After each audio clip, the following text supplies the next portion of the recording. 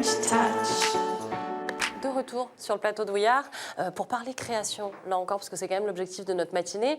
Et le monsieur que je reçois, c'est Emmanuel Thiblou. Il est directeur d'une école qu'on aime beaucoup, dont on est très très fiers en fait. Ici en France, c'est l'école des arts décoratifs. Bonjour Emmanuel. Bonjour. Ça va, vous êtes bien installé? Très bien, tout va bien. Je le disais, on continue de parler de création. Et pour ceux qui ne la connaîtraient pas, même si c'est une école qui a toujours fait beaucoup parler d'elle, est-ce que vous pouvez nous parler justement de cette école des arts décoratifs? Donc l'école des arts décoratifs, c'est une école absolument formidable qui a plus de 250 ans d'âge. Elle a été créée en 1766 par un peintre du roi qui s'appelle Jean-Jacques Bachelier. Et c'est une école extrêmement prestigieuse, une école publique qui accueille aujourd'hui 800 étudiants en licence, en master et en doctorat, et qui a formé parmi les plus grands artistes ou les plus grands créateurs français et pour certains internationaux, puisque pour les plus anciens, c'est Rodin et Matisse.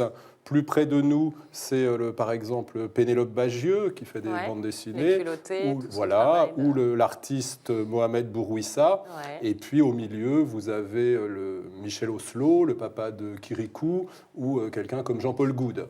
Et c'est une école qui a aussi cette particularité d'être une école à 360 degrés, ou bien de réunir, si vous voulez, 10 écoles en une école, puisque nous sommes organisés en 10 secteurs qui couvrent les champs des arts plastiques, photos, vidéos, installations, performances, peinture, de tous les designs, design graphique, design vêtements, design textile, design objet, design de services, et puis aussi le cinéma d'animation, l'architecture intérieure, la scénographie. Donc c'est une école qui est assez exceptionnelle dans le paysage français des écoles d'art, parce qu'elle couvre toute cette diversité de disciplines.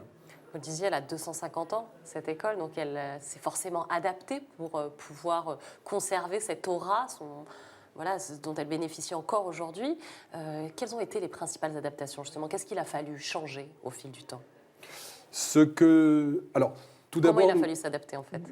S'adapter, ça veut dire essayer d'articuler l'ancien et le nouveau. C'est-à-dire que nous sommes à la fois un conservatoire, et nous tenons à cette dimension.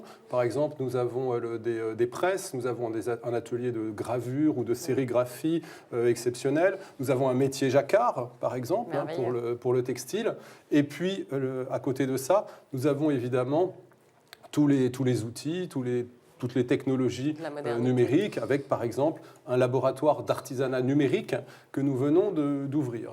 Donc, première adaptation, c'est articuler en permanence l'ancien et le nouveau. C'est aussi la spécificité d'une école.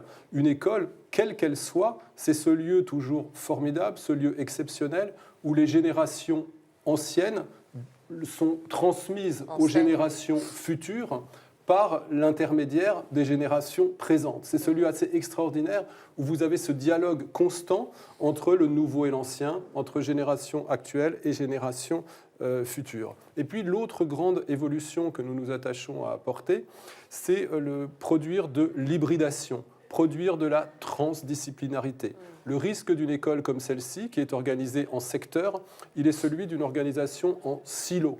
Et donc, nous nous attachons toujours à construire en fait du collégial, du transversal, de l'hybridation, parce qu'aujourd'hui, face à la complexité du monde, nous devons de former des profils hybrides, des profils, ce qu'on appelle aussi des centaures, c'est-à-dire aptes comme ça à faire face à la complexité et aux défis du monde de demain.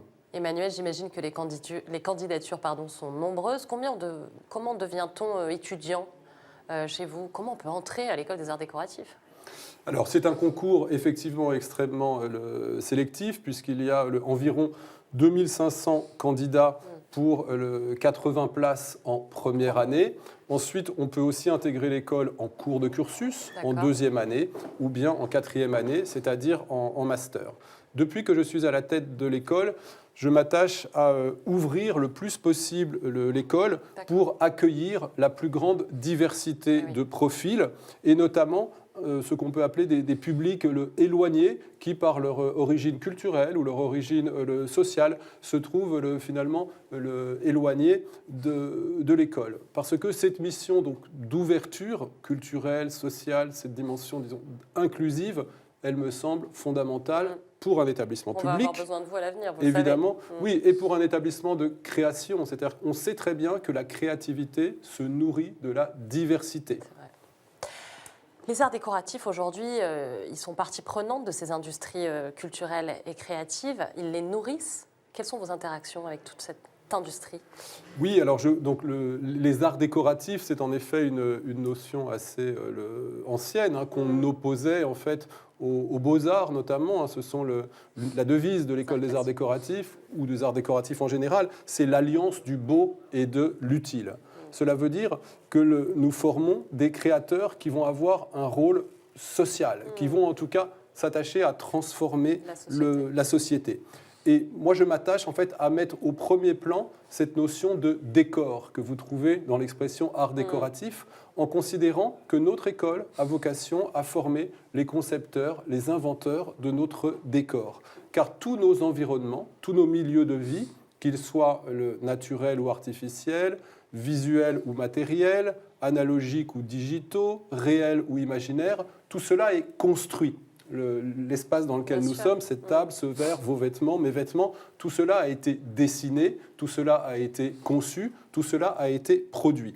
L'école des arts décoratifs, elle forme l'école des concepteurs de tous ces accessoires, de tous ces environnements, de tous ces milieux de vie. C'est la raison pour laquelle non seulement la diversité doit être au cœur de notre établissement, mais aussi la transition écologique. Tous les enjeux écologiques, j'y attache la plus grande importance. Merci beaucoup Emmanuel d'avoir été avec nous pour nous parler de cette merveilleuse école. J'étais ravie de vous accueillir. Moi On aussi. continue cette matinée avec une autre école, l'Institut français de la mode. À tout de suite.